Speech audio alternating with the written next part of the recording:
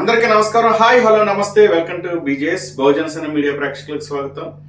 మరి బాబాసాహెబ్ అంబేద్కర్ గారు కొన్ని నియోజకవర్గాలు ఎస్సీలకి కేటాయించాలి, ఆ నియోజకవర్గాలలో గెలిచినటువంటి ఎమ్మెల్యేలు ఎస్సీ ప్రజల కోసం పనిచేయాలి, వారి హక్కుల కోసం చట్టసభల్లో మాట్లాడాలని చెప్పేసి ఆయన ఆశించారు. కానీ ఇప్పుడున్న పరిస్థితుల్లో ఏ పార్టీలో గెలిచినా కూడా ఎస్సీ ఎమ్మెల్యేల యొక్క పరిస్థితి చాలా ఇబ్బందికరంగా ఉంది. అది ఈ పార్టీయా ఆ పార్టీ అనేది నేను మాట్లాడను, కానీ ఏ పార్టీలో గెలిచిన ఎమ్మెల్యే అయినా కూడా వారి అధినాయకుల దగ్గర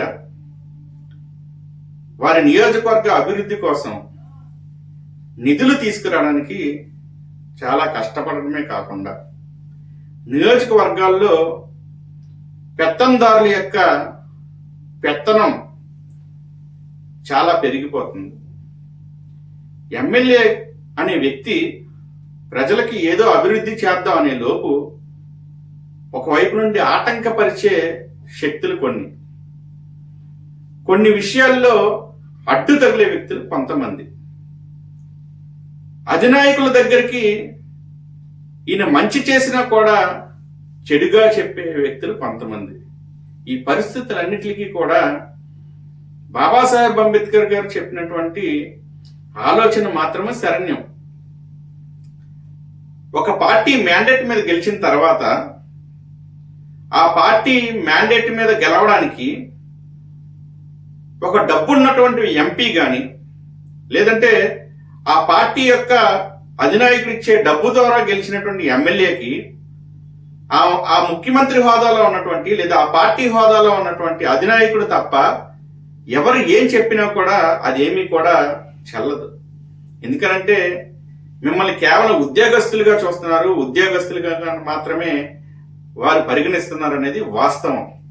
ఈరోజు ఈ నియోజకవర్గంలో మీరు పోటీ చేస్తే మరుసటి ఎన్నికల్లో మీకు టికెట్ ఉంటుందో లేదో కూడా తెలియటం లేదు. టికెట్ లేకపోతే మిమ్మల్ని తీసుకెళ్లి వేరే యొక్క నియోజకవర్గంలో వేస్తున్నారు. కానీ మిగతా వాళ్ళ విషయాల్లో, మిగతా సామాజిక వర్గానికి సంబంధించిన విషయాల్లో ఎందుకని అలా జరగడం లేదు? నియోజకవర్గ అభివృద్ధి కోసం ఒక సామాజిక వర్గానికి సంబంధించిన వ్యక్తిని గెలిపిస్తే వేరొక సామాజిక వర్గంలో ఉన్నటువంటి లోటుపాట్ల వల్ల, అంటే అన్నదమ్ములుగా ఉన్నటువంటి ఎస్సీల్లో ఇప్పుడు విభజన జరిగిన తర్వాత కొంతమంది ఇతను మా సామాజిక వర్గం కాదు, ఇతను మా సామాజిక వర్గం, ఇతను మా సామాజిక వర్గమే, ఇతను మా సామాజిక వర్గం కాకపోయినా మేము ఓట్లేసాము అని చెప్పుకుంటున్నారు తప్ప మీరు ఓట్లేసింది బాబాసాహెబ్ అంబేద్కర్ గారు కల్పించినటువంటి ఓటు హక్కు ద్వారా అనేది మాత్రం మీరు గమనించలేకపోతున్నారు. ఈరోజు ఇంకా ఇంకా ఇంకా మన రాష్ట్రంలో ఎస్సీ హక్కులు హరించిపోతున్నాయి.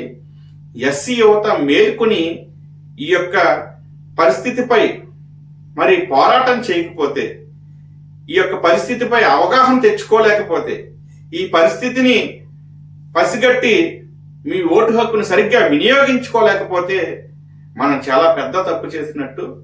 మరలా మనకి మూతికి ముంత, వెనక వీపుకు చీపురు వచ్చే రోజులు త్వరలోనే ఉన్నాయనేది వాస్తవం.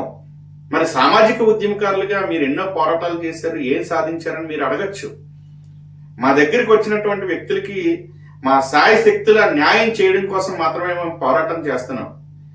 ఆ పోరాటంలో ఎన్నో ఇబ్బందులు ఎదురైనా, మాకు వ్యక్తిగతంగా బెదిరింపులు వచ్చినా కూడా ఎన్నో పోరాటాలు వెనక్కి తగ్గకుండా చేసి ఎంతో మందికి న్యాయం చేసినటువంటి ఘనత మాకుంది.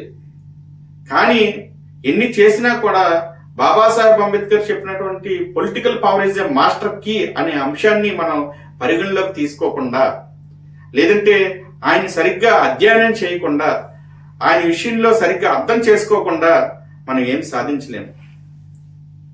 యువత మేలుకో, నీ హక్కులు సాధించుకో అని మరి తెలియజేస్తూ మీ అందరూ కూడా కొంచెం వివేకంతో ఆలోచించి ఓటు హక్కు కల్పించిన బాబాసాహెబ్ అంబేద్కర్ గారి యొక్క ఆలోచనలకు అనుగుణంగా మీరు నడుచుకోవాలని ఆశిస్తూ మీ మత్తే బాబీ బహుజన్ సన్ మీడియా.